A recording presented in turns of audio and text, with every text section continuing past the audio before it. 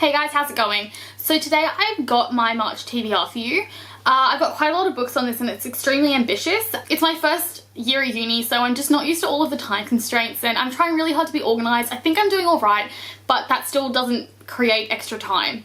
Anyway, so I'm going to get straight into the books because there are quite a lot of them and I don't want this to be a very long video. So let's get started. So this month I actually began reading Before I Fall and I actually DNF'd this. I've had this on my shelf for 5 or so years and I picked it up because the movie's coming out, but I just didn't like it. I didn't like the characters. They were all so bitchy and you know, like I just finished high school. I really don't want to relive all that high school bitchiness.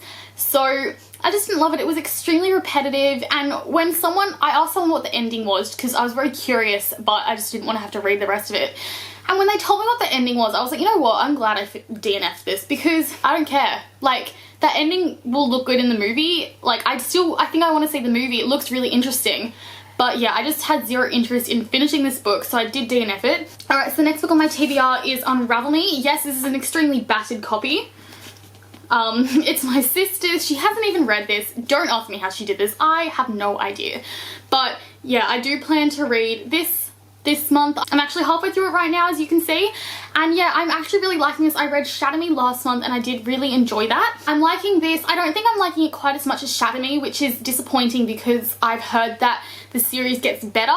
Maybe I had too high expectations. I do think it's heading in a good direction though. I'm intrigued to see what happens, but at the moment it's just a bit slow. So after I finish Unravel Me, I plan to pick up Fracture Me, which is the second novella in the Unite Me wrap-up thing. So this, I believe, is told from Adam's point of view and it takes place after the second book has finished, so it's sort of book 2.5. And yeah, I read book 1.5, which is Destroy Me, last month and I really liked that. I didn't think it was really necessary, but it was enjoyable. So yeah, I'm definitely planning to pick this one up as soon as I finish Unravel Me, which will hopefully be soon. Following on from that, I'm going to pick up Ignite Me, which I'm sure you guessed. I'm not going to go into this too much. It's the third and final book in the Shatter Me trilogy. So yeah, I plan to finish the trilogy this month and hopefully I'll have a wrap up for you guys soon. So the next book that I plan to pick up is an interesting one. So this is 13 Reasons Why by Jay Asher and I recently bought this because the TV show is coming out soon. I have sort of had this on my radar for quite a while, but it's never really been at the top of my list. And then when I saw that they were making a TV show of it, I was like, okay, maybe I should pick this up. And then I spoke to my boss and she usually just reads fantasy. She's not a huge contemporary reader and she said this is one of the best books she's ever read, and for me that like just screams alarm bells. I was like, I have to read this book.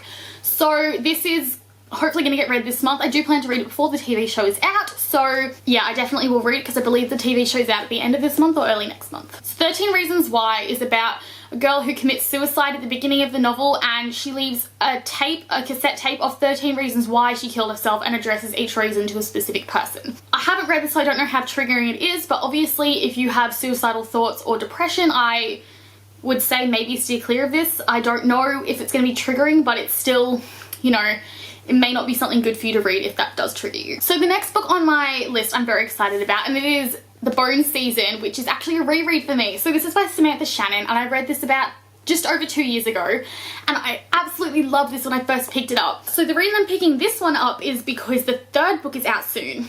And I haven't read the second book, The Mime Order, so these are both on my TBR for this month. But before I read The Mime Order, I just really wanted to get to The Bone Season because it's been far too long. I don't remember half of it and I know I really enjoyed it, so I figure I may as well just reread it. So this book is about a girl named Paige who is a clairvoyant in a futuristic London, and basically the clairvoyants are really the outcast of society. If you're a clairvoyant, you're just a total outcast, and Claire is a very special type of clairvoyant because she can reach into someone's mind and see their deepest, darkest thoughts.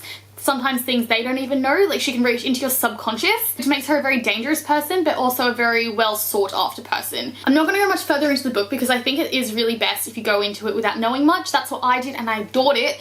But I'm very excited to reread this one. I've been wanting to do it for ages, and then I'm going to pick up the second book and then hopefully the third one, which is called The Song Rising, when that comes out later this month. And finally, the last book on my TBR is The Essex Second by Sarah Perry. I honestly don't know too much about it. I know it's set in Colchester in England, which is not a very popular place. It's not very well known, but I have actually been to Colchester, so I think that's why I was initially interested in this book. But it's sort of got a mythical sort of mystery element to it, and The back is blurbed by some people I really like, and it also says that had Charles Dickens and Bram Stoker come together to write a great Victorian novel, I wonder if it would have surpassed the Essex Serpent. And that is by John Burnside. I really love Charles Dickens. I'm not a fan of Bram Stoker, but I've got to say I do really love Victorian Gothic literature. So whilst this is modern, I'm very intrigued to see where it goes and how I feel that comparison weighs up to it. So this is our book club pick for mine and George's book club. We pick one book bi-monthly, so every 2 months. And yeah, I'm very excited to be reading this one. It was her pick. I get to pick May's book. But yeah, I'm really excited to read this one. So this is my extremely ambitious TBR. You know what? I highly doubt I'm going to get through this. I've read 1.5 books and we're already at the 7th of March. Not even 1.5. I've read half of one book, which I DNF'd, and then I've read half of another book. So we'll see what happens, but I really would love to get through as many of these as I can. But I do have a lot of uni readings coming up, so we'll see what happens. Anyway, thank you so much, lovely people, for watching this. If you like this video, please like, subscribe, and comment, and I will be back with you with another video soon. Bye!